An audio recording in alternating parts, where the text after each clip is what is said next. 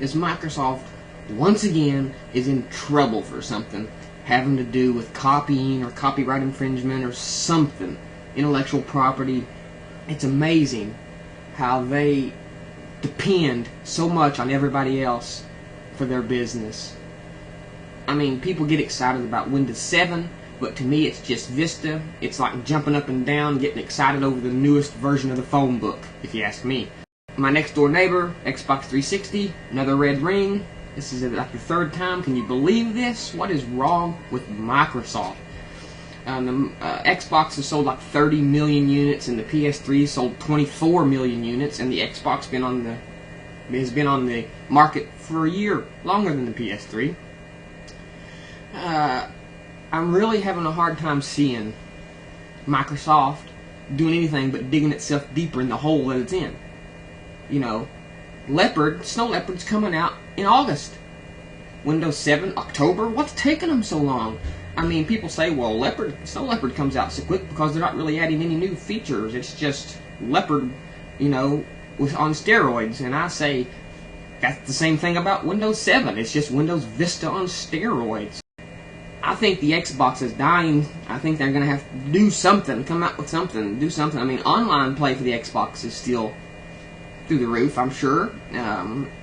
But as far as quality of the console, I'm not talking about the games or anything like that. I'm talking about quality of the console is just typical Microsoft nonsense.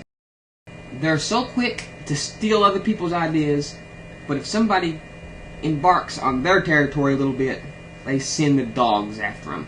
Like they was attacking open source not long ago, trying to get them to pay them for something or another. Now we hear about them having infringements on this XML stuff. I don't know the whole story. I don't know why or how, but I don't know why they just don't use a rich text format. To be honest with you, everybody can read it. Everybody can use it. I don't see Microsoft doing anything innovative.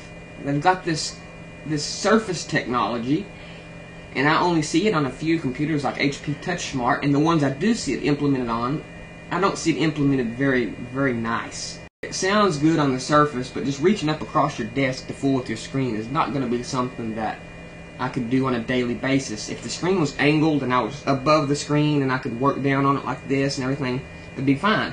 But from this current system setup that most of us have with the screen at a 90-degree angle and it a couple feet from us, just reaching out like this and using this constantly would be a hassle. Sometimes I could see it would be handy, but I think it's more of a gimmick. Of course, regarding my Zoll video, of course my 2.66 quad ain't going to hang with Zoll's i7.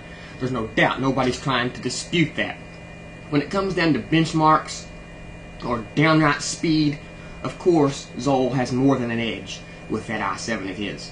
But the point of my last other video was production value. My Mac can be just as productive, if not more productive, than a brand new i7. Of course an i7 is expected to be a tad more productive, but when I look back and see the technology in my Mac Pro is 3 years old, okay, and I see the type of production that it can do, the type of multitasking and stuff that it can handle compared to these brand new i7s, I think they're right on par.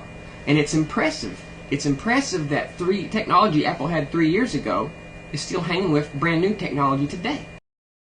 And like I said before, an S10 with a 350 shoved down in it might be pretty fast from A to B. But you try to get it to do anything else besides that, and it's going to fall on its face. And that's the way I feel these big, brand new i7 chips being stuffed in these little dinky desktop computers are. I think that's exactly what it is, an S10 with a V8. You put a load on the back of the bastard, and it's liable to break on you because of all the other cheap equipment that's going along with it. You can't get a $400, honestly, you can't get a $600 computer, an $800 computer, and expect it to hang with a $2,500 computer, even if Apple is expensive, even if they inflate their prices. You can't expect something of the lower price to hang with something of a better price. That's just the way it usually is. I mean, look at BMW, look at Cadillac, look at Lexus. They sell cars based on the premise you get what you pay for. I mean, if people said my Ford Focus is just as good as that BMW, then BMW wouldn't sell any cars, okay? BMWs and Lexuses are more expensive. And how do they sell their cars since they're more expensive and they still got 4 wheels and an engine just like every other car? They sell them based on the premise that you get what you pay for. Macintosh owns the $1,000 and above market. They own that market. The PC owns the cheap welfare market, okay? No offense to anybody that owns a cheap PC, but if you're seriously serious about professional work or computing in general, if you're serious about it, you're going to have to eventually get more than a sub-$1,000 machine. I'm not impressed with these home-built bombs with 8 cores shoved in them in these little cheap cases. That don't impress me. That is an S10 with a V8 in it. My Mac Pro impresses me. My Mac Pro has even got so much detail that on the inside of my case here, you probably can't see it, there is a diagram stenciled on, not you know what I'm saying, of how to install your RAM and stuff. Now this is great. It's right there, and it's, I mean, this is the type of quality that Apple pays attention to in everything. The little details. The devil is in the details. But you all need to understand, a desktop computer, just because it's got an i7 in it, does not make it a Mac Pro. Let's see, how can I coin the phrase? An i7 does not a Mac Pro make. Okay? Take that to your grave with you, because that is the absolute and honest truth. Is there machines out there on the PC side that's got the build quality of the Mac Pro? Absolutely, of course. I like Falcon Northwest. I think they got awesome build quality. I think their computers are great. I think Alienware is a scam. I think it's a computer company for teenage gamers that think aliens are cool. But I think Falcon and stuff, they make some really good machines. But you see, all of that gets shit on when you have to install Windows on it.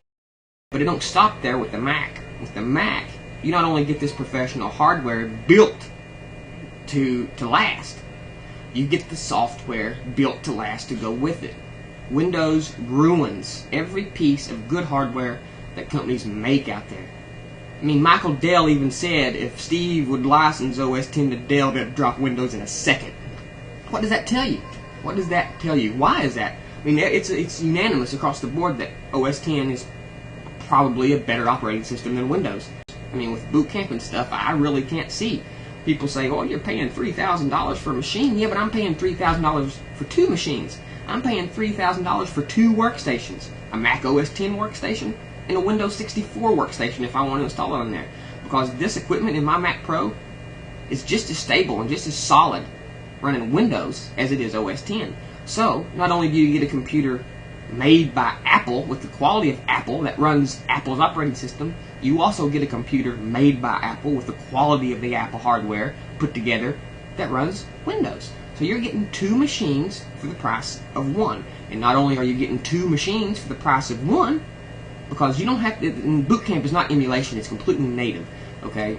Not only do you get 2 machines for the price of 1, but you get the quality that Apple gives you along with that, okay? And this is what people don't get. You go out and buy you a little $800 PC, stuff your i7 in it, that's great. I can go out and buy me a Mac Pro, and I can put Windows on it, okay? And you all want to talk about, well, I can put OS X on my PC, yeah, fuck that. That's not the same thing, that's a Hackintosh. If you might as well go out and buy a 5-star.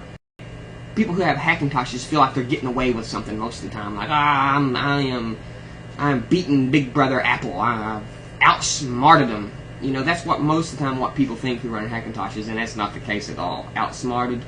You've actually been fooled into thinking you've outsmarted them.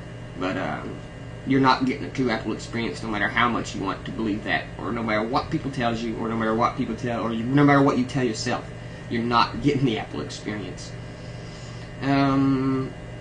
So basically that's it. I touched on the Apple monopoly last time. There is no Apple monopoly. If you don't like the way Apple does things, get over it. I don't see the FCC going in there and saying, hey, this game is for the Xbox, but it's not for the 360. You're going to have to make this game available for the 360, or you're going to have to make this game available for the PS3 as well as the 360, or we're going to sue you. You know, the people don't come in and regulate the Xbox and the PS3. Hey, there's a game on the PS3, and people on the Xbox want to be able to play that PS3, so PS3 has to make their games able to be played on the Xbox. Is that ridiculous or what? How ridiculous is it to make Apple open up their App Store to other phones and stuff like that? That's no different than making Microsoft make their Xbox games work on a PS3. You know, it's ridiculous. Y'all can get off that argument. Nothing's ever going to come of it. And this Google app that Apple rejected, people don't have no clue what they're talking about. For one thing, they haven't rejected it yet. Another thing is, not only does it change the UI of the iPhone, it automatically downloads your entire contact list from your iPhone to Google servers. Apple has sent them a letter asking them what they intend to do with this information and can they guarantee it to be kept safe, and Google hasn't replied. And you're telling me Apple doesn't have a reason to reject that app? Not only is it bypassing AT&T service, not only is it changing the iPhone UI, it's downloading the user's contact information to Google servers. You all on Google's side, you all kiss my ass. OS 10.